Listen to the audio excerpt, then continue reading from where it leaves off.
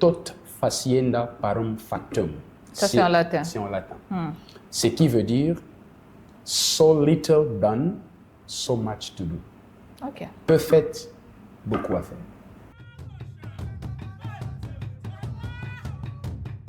Aujourd'hui, nous avons le plaisir de recevoir pour vous M. Célestin, le fondateur et le manager de l'équipe Maggi Manners, une équipe qui vient de marquer l'histoire avec une victoire exceptionnelle. Bonsoir, monsieur.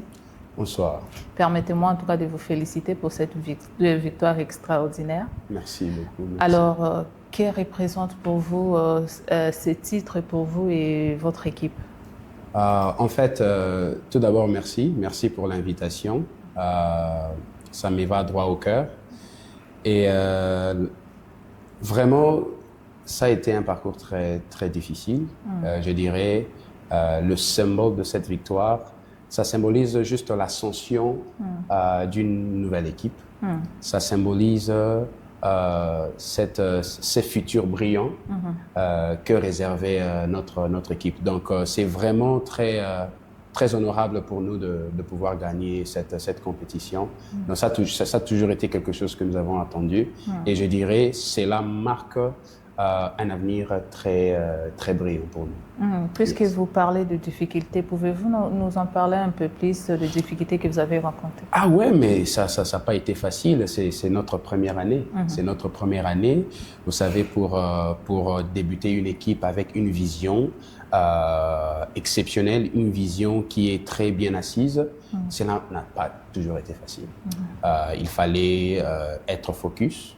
Il fallait se concentrer pour atteindre l'objectif. Donc là, je suis très, très joyeux, très content de pouvoir tenir ferme jusqu'à la fin avec l'équipe en général, avec le coach, avec tout le monde. Donc nous sommes très contents de pouvoir achever cette marque de marque. En tant que fondateur et manager, comment réussissez-vous à gérer les deux côtés du club et également de l'organisation de l'équipe? En fait, pour vous annoncer que je suis aussi joueur. Oh, wow. Je suis aussi joueur. Oui. Malheureusement, pour moi, je n'ai pas eu à compétir avec les autres parce que j'avais reçu une fracture quelques mois avant que la compétition commence. Donc, ça... Encore une fois, c'est pas facile. Non pas seulement je suis le fondateur, non pas seulement je suis le manager, je suis aussi joueur. Non pas seulement je suis joueur, je suis ami à tout le monde. Donc, en tant que fondateur et puis en même temps ami, ça n'a pas toujours été facile. Donc, tu peux dire quelque chose, tu peux avoir l'air sérieux, mais voici qu'ils te considèrent comme ami, ils disent « Ah, mais ça, c'est notre ami. » Tu vois, toutes ces difficultés-là, c'est tout à fait normal. Et donc, pas facile, mais faisable quand même, possible, parce que la facilité n'a pas été garantie quand même. En fait, moi-même, en venant d'ici, je m'attendais à voir, excusez-moi, un monsieur, jeune, bon, papa, excusez-moi du terme, mais là, je vous trouve, vous êtes encore trop jeune. Merci. Alors, dites-moi, quand est-ce que vous avez pensé ou comment vous avez commencé à créer, parce que vous êtes le fondateur de l'équipe, et comment vous avez pu réussir à arriver jusque-là? En fait, premièrement, je vais remercier mes parents, surtout mon grand-père, parce que c'est lui qui est mon mentor. Dès le bas âge, j'étais dans le sport. Okay. Je souhaitais un jour devenir un joueur professionnel, mais ça n'a pas tenu. Et pourquoi pas, quand on ne trouve pas les opportunités, pourquoi pas le créer? Exact. Pourquoi pas créer les opportunités pour certaines? Quand j'étais à high school, je me souviens bien en Afrique, en école primaire, j'organisais des interclasses avec les amis et avec l'argent de poche que mes parents m'ont donné. Je veux sponsoriser et que le gagnant ait quelque chose. Donc c'est quelque chose que j'aime bien faire. Et quand je suis arrivé à Maine, j'ai constaté qu'il y avait pas mal de talents, pas mal de jeunes joueurs qui veulent jouer. Et on a créé cette équipe. Et premièrement, cette équipe a commencé avec 4 personnes à côté. Il y avait certains amis avec qui j'avais commencé cette équipe et ça s'appelait le Heartbreakers. Le Heartbreakers dans les briseurs de cœur. d'une manière, on joue le foot, on va briser les cœurs de l'adversaire en gagnant le match. Voilà. Peut-être certaines personnes vont penser à autre chose. Exactement. Donc, on brise le cœur en gagnant le match. Oui. C'était avec 4 autres frères. Mais j'étais allé à New York pour compétir pour une saison. Et puis, quand je suis rentré, les choses ne marchaient plus bien et j'ai voulu changer ma vision, l'élargir et puis le rendre ferme encore une fois. Donc, c'est vraiment ça. La créativité, le vouloir et le faire, ça n'a pas d'âge. Tu peux être jeune, mais ambitieux et sérieux avec ce que tu fais, tout sera possible. Quelles sont selon vous les qualités qu'un meneur doit avoir pour diriger une équipe vers la victoire ou le succès? La patience et la tolérance, c'est quelque chose qu'il faut vraiment avoir parce que il y aura toujours des turbulences, il y aura toujours des difficultés et des obstacles. Et je vous dirais une vérité, un visionnaire, il voit la réussite de loin. Un visionnaire voit la réussite de loin. Et si déjà vous avez la compréhension de la vision, il est très difficile de tomber. Il est très difficile de tomber. Jeune que vous êtes et vous dirigez de jeunes gens comme vous, et je dirais même peut-être plus âgés, je ne sais pas, plus âgés que vous. Est-ce que c'est facile pour vous de vous faire respecter par ces gens, par vos joueurs? Ah oui, hein? Pas forcément tout le monde. Il y a toujours eu de ces joueurs qui... et ce n'est pas parce qu'ils sont mauvais, ce n'est pas parce qu'ils sont des têtus, non, c'est simplement parce qu'on s'est déjà habitué à être amis frères. Et c'est très difficile de prêter l'oreille à celui dont tu t'es habitué à parler. Voilà. Mais je ne suis pas seul, en fait. Je suis là, je suis en train de visionner le projet et de créer, tu vois, quand on dit le background, donc tu es derrière la caméra. Derrière la caméra en train d'assurer que tout se passe bien. Et afin, je n'ai pas besoin de me connecter avec le joueur. Nous avons le coach qui est là, il gère tout bien. Okay. Et comment avez-vous réussi, par exemple, à vous faire respecter? Parce que vous avez dit, pas tous, pas tout le monde. Certes, il y en aura, il y en avait, c'est qui vous regardez comme le moins âgé qui est. Par contre, vous êtes leur leader et tout. Mais comment vous avez réussi quand même à vous imposer, qui puisse vous écouter aussi? En vérité, c'est que je peux dire la meilleure manière que j'ai réussi à s'imposer, pas d'une manière dictature, non, d'une manière simple et naturelle, c'est par étant eux. Quand je me dis étant eux, devenir un joueur comme eux, c'est placer dans leur position et leur faire comprendre la vision de la chose. Et sérieusement, même leur propre conscience diront que non mais c'est pas facile d'être là.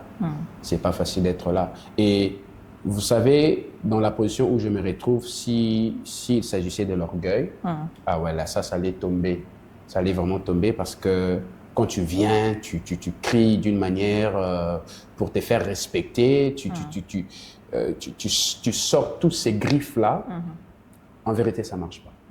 Mais quand tu t'humilies, et puis tu te fais considérer par l'appréciation, honorer le joueur, acheter des fleurs. Parfois, il y avait un match comme ça, nous avions voyagé à Boston, et le match prochain à la maison, j'ai acheté des fleurs pour les joueurs qui étaient le meilleur dans le match passé. Une manière de leur encourager. Je suis allé à Dick's Sport, j'ai acheté le bien et je les ai donnés. Et j'ai fait ça encore 2 fois. Donc c'est une manière juste de leur honorer, de leur faire savoir que je suis là pour vous, nous sommes là ensemble pour un seul but. Et cela est quand même digne à être respecté. C'est la manière dont je le fais. Et comment pouvez-vous nous décrire la mentalité de vos joueurs pendant cette saison? Ah, mental d'acier. Je dirais mental d'acier. Les joueurs sont très déterminés. Ils sont très déterminés. Je suis vraiment honoré d'avoir de tels joueurs parce que encore une fois, la compréhension de la vision. Si vous avez la compréhension de la vision, si vous connaissez, si vous avez l'assurance de la destination, c'est très difficile de se perdre Et avec tous ces joueurs, on a eu vraiment à converser, on a eu à parler, on a eu à s'expliquer, et voici qu'ils veulent ça. Étant d'ailleurs la seule équipe dans le County of Cumberland, c'est inexplicable pour qu'un joueur déteste ou hait cette équipe. Le joueur va sûrement aimer cette équipe parce qu'ils vont dire « ça, c'est notre équipe ». Ça, c'est l'équipe de Portland. Malgré que nous représentons toute Maine, tout un État, mais quand même, un joueur qui vit à Portland, il n'a pas besoin de voyager à Boston parce qu'on a eu des joueurs qui voyageaient jusqu'à New Hampshire, jusqu'à Boston pour participer à une équipe. Wow. On n'avait pas d'équipe ici. Et nous sommes la première équipe. Parlons de Lewiston. Lewiston a déjà connu plusieurs équipes. Et c'était la première équipe à Portland représentant Maine. Donc, c'est le joueur même moral, très, voilà, put together. Ils veulent sortir aussi. Ils veulent devenir joueurs professionnels. Et ça commence ici. C'est d'ailleurs, ce n'est pas seulement pour l'équipe qu'ils sont soudés. Non, mais c'est pour eux-mêmes d'abord. C'est pour l'écriture de leur propre carrière. Parce que l'équipe va rester, mais est-ce qu'ils vont rester ici avec nous? Est-ce qu'on paye le joueur? Est-ce qu'ils veulent rester là où ils sont? Ils voudraient à tout prix sortir, et c'est là doit commencer avec une équipe et pas seule. Et en quoi la communauté ou les supporters ont-ils contribué à la réussite de cette victoire? Bon, la communauté, j'ai toujours considéré la communauté étant de personnes dans un même territoire qui habitant ensemble avec nous. Donc, je suis très d'abord honoré parce que sans la communauté, ce serait difficile. Ils ont toujours été là dans le match. Ils ont toujours participé au match. Il y a certaines personnes qui viennent au match extérieur pour regarder le match. Et chaque fois à la maison, ils viennent soutenir l'équipe. C'est déjà de trop. C'est beaucoup pour moi et j'ai toujours apprécié cette participation et tout ce qu'on veut, c'est ça. On veut que ça. Vous avez quand même eu aussi des soutiens de la part des autorités sur place ici, dans les Maine.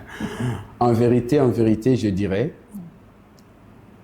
ça va être peut-être choquant pour certaines personnes, à part la contribution de joueurs, il n'y a eu aucun soutien. Et je ne suis pas aussi en train d'indexer certaines personnes. Exactement. Je n'ai pas besoin de... la meilleure manière d'avoir la crédibilité dans ce qu'on fait, c'est de faire le premier pas. Et pourquoi pas le deuxième pas? Pourquoi pas le troisième pas? Et si les gens doivent vraiment soutenir, ils verront la grandeur de la chose. C'est la grandeur qui attire. C'est la gloire qui attire. Quand vous avez cette grandeur, voici, revenons à l'une des premières questions que vous avez posées, le symbole de cette victoire, l'ouverture de porte. L'ouverture de porte. L'ouverture de porte. Là, maintenant, je ne m'étonnerais pas si quelqu'un venait pour dire que je mets 2000, je mets 500, je mets $20 pour l'avancement de cette équipe. Parce que là, avant, il pourrait avoir ou ne pas avoir une raison de venir. Pourquoi je veux venir supporter cette équipe? Je connais rien de cette équipe. Exactement. Et là, maintenant, nous avons un titre. Nous sommes en train de combattre pour un deuxième titre dans 3 semaines qui viennent. OK. Un deuxième titre. C'est déjà bientôt alors? C'est déjà bientôt. Donc là, nous avons gagné la saison, la compétition qui a duré depuis 2 mois déjà. Et nous sommes maintenant dans la phase éliminatoire. Donc pour confirmer vraiment notre gloire dans la compétition, il faudrait maintenant cibler le deuxième titre. Et là, il y a une question qui me vient à l'esprit. Maintenant que vous êtes champion, alors quelle est la prochaine étape de l'équipe? La prochaine étape de l'équipe, très glorieuse, que je cacherai pour le moment. Oh. Très glorieuse. En fait, pour l'équipe, pas pour le plateforme, parce que le Mary Maine, ce n'est pas qu'une équipe de football. Voilà. Peut-être jusque-là, c'est une équipe de football, mais la vision, le demain de Mary Maine sera plus glorieux. Et pour l'équipe, nous allons monter. Ça, c'est sûr. C'est tout le monde qui sait, ils ont gagné la saison, donc ils doivent monter. Et nous sommes montés dans la division supérieure que la division que le division que nous étions en train de jouer. Donc là, c'est ça. Mais rassemblant le plateforme en général, nous avons un grand projet. Les hommes jouent et pourquoi pas le dame. Exactement. Voilà, nous allons inclure une équipe pour dames jouant la même compétition au même niveau. Les autres, je cache. Je vous informe même que je suis une joueuse au pays. Oh, c'est vrai ça? Exactement. Oh, c'est vrai ça? Quand on parlait des dames, ça me réjouit. J'ai dit, peut-être aussi, je vais rejoindre l'équipe, qui sait? Oh non, ça va être énormément honorable. Vraiment, parce que l'équipe de dames, je crois que c'est plus glorieuse que les hommes. Exactement. Dans ce pays, vraiment, le football pour femmes, c'est vraiment glorieux. Donc là, maintenant, j'y pense déjà. Parce que la Ligue vient d'introduire dans notre région l'introduction pour la compétition pour dames aussi.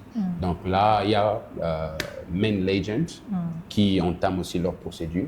Il y a aussi Marie Mainers, il y a aussi d'autres clubs dans d'autres États qui vont aussi y intégrer. Donc, c'est ça vraiment pour le moment. Là, nous sommes en première, le dame aussi qui vient. Le reste, ça reste englobé. Peut-être vous allez encore m'inviter pour parler de grandes choses que nous allons faire. Exactement.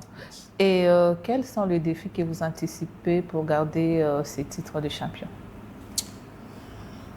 Voilà. Donc, le défi, personnellement, je ne parlerai pas seulement de l'équipe en général. Personnellement, je dois, comme on dit en anglais, dream big.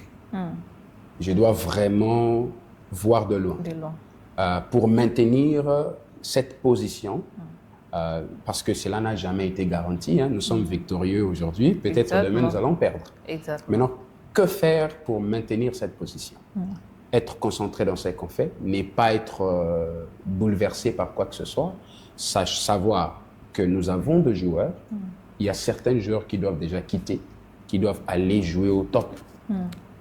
Donc là, vraiment, on parle maintenant d'une agence qui permettra de jouer. Nous avons d'ailleurs un joueur qui a reçu une bourse complète, un full scholarship dans une université de division 1. Donc, c'est un joueur très exceptionnel et on s'est dit, mais pourquoi tu fais quoi ici? Peut-être l'année prochaine, on n'a pas besoin de te voir ici. Tu dois sortir.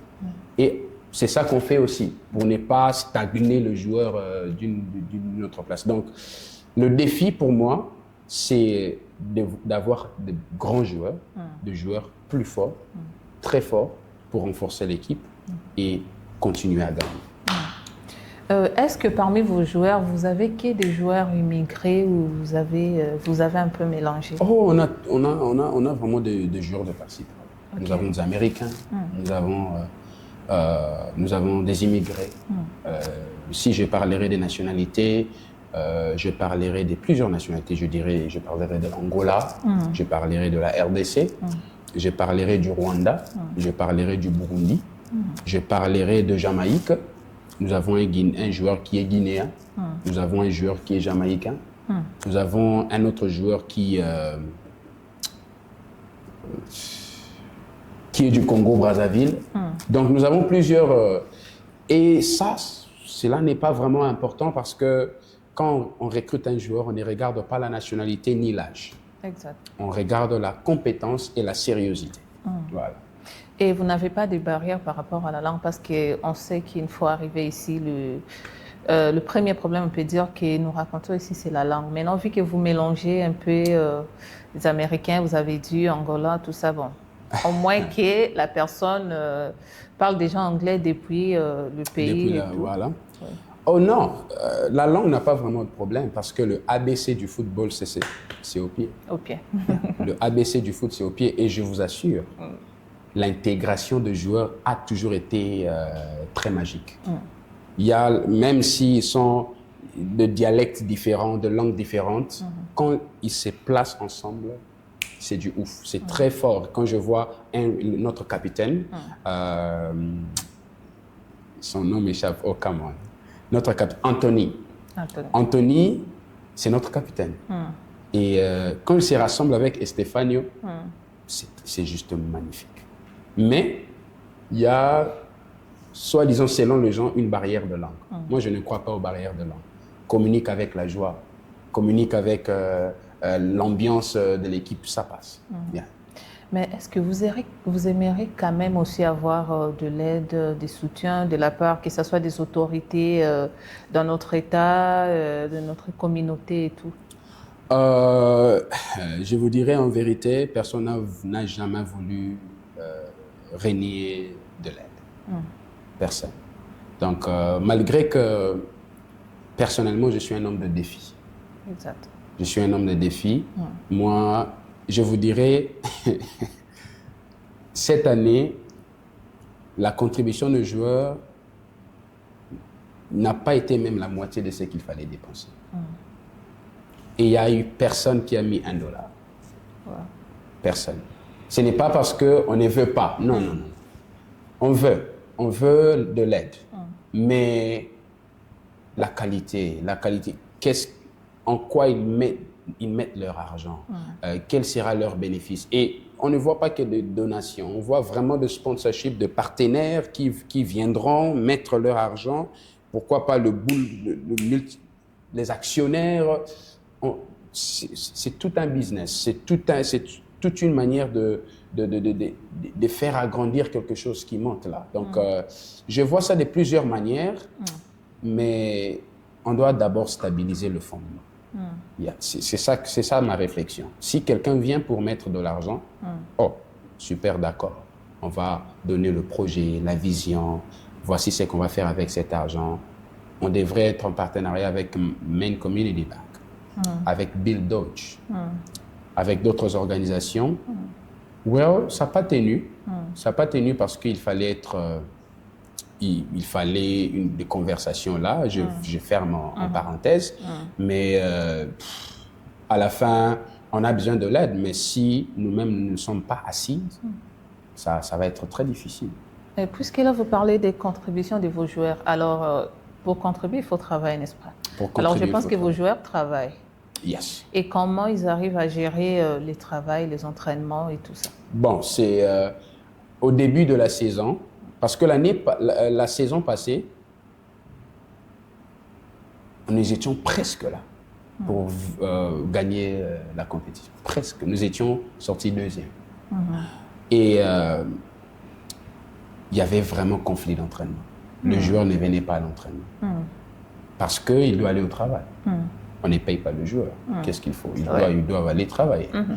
Maintenant, cette saison, comprenant la raison la raison pour laquelle on n'a pas eu à gagner cette coupe, j'ai maintenant pensé, j'ai dit, mais que pouvons-nous faire pour rendre la tâche paisible aux joueurs et à l'équipe?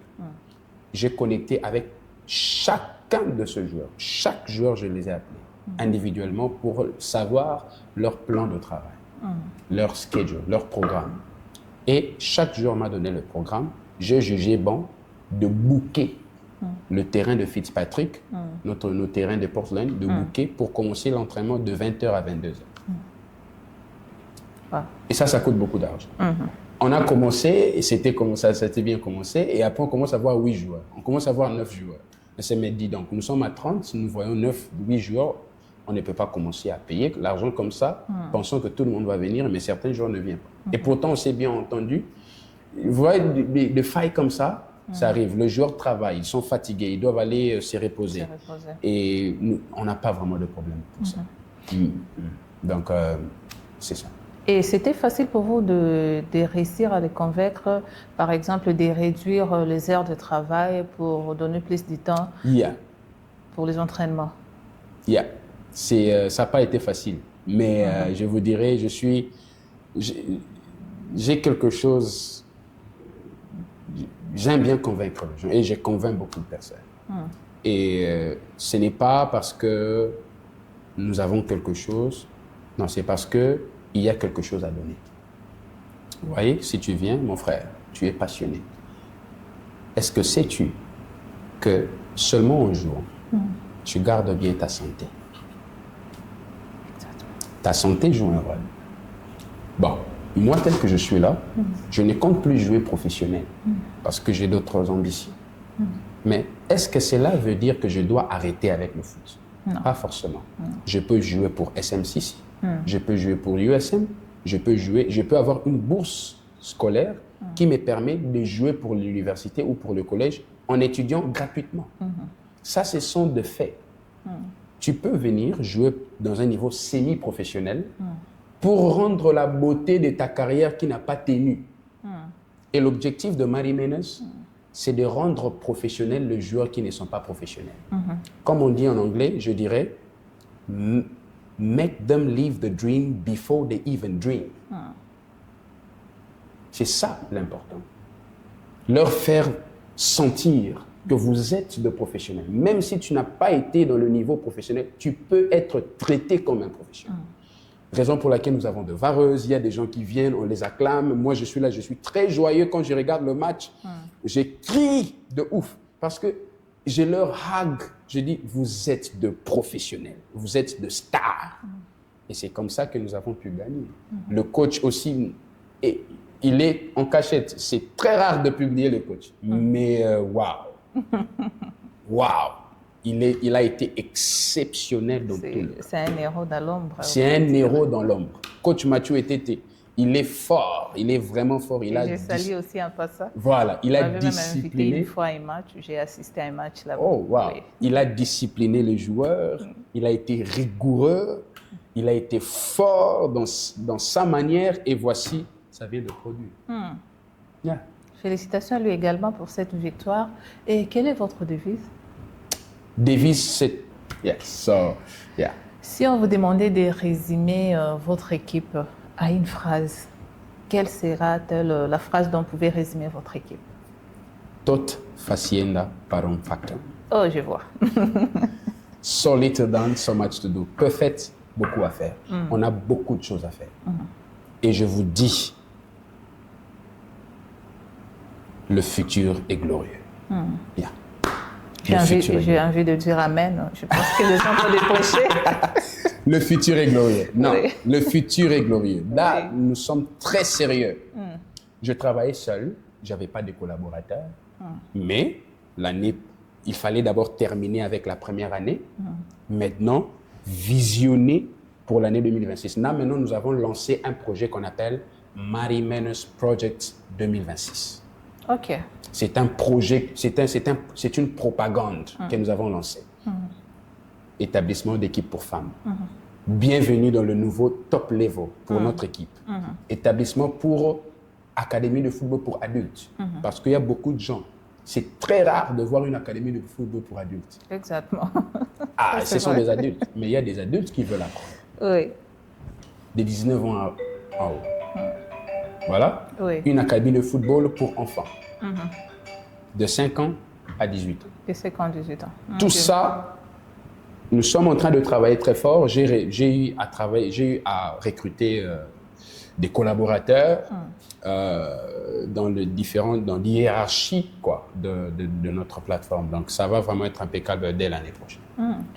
Voilà, nous avons fini. Merci beaucoup pour votre temps et merci d'avoir accepté de nous recevoir. Et nous espérons vous revoir encore très bientôt, surtout. Très bien. Surtout, je serai très ravi. Pour votre prochaine victoire, que je vous les souhaite déjà. Yes. Merci, c'était un réel plaisir de vous recevoir ce soir et je vous dis à la prochaine. À la prochaine, merci. Merci. My name is George Budagu Makoko and I'm the co-founder of Amjambo Africa. My name is Kit Harrison. I'm the managing editor of Amjambo Africa. The idea of starting the newspaper came from the needs of immigrant community here in Portland, Maine. George and I have a shared passion for trying to communicate to people who live in Maine about different communities. When you are an immigrant, one thing that you desperately need is information. I felt there were stories to tell that I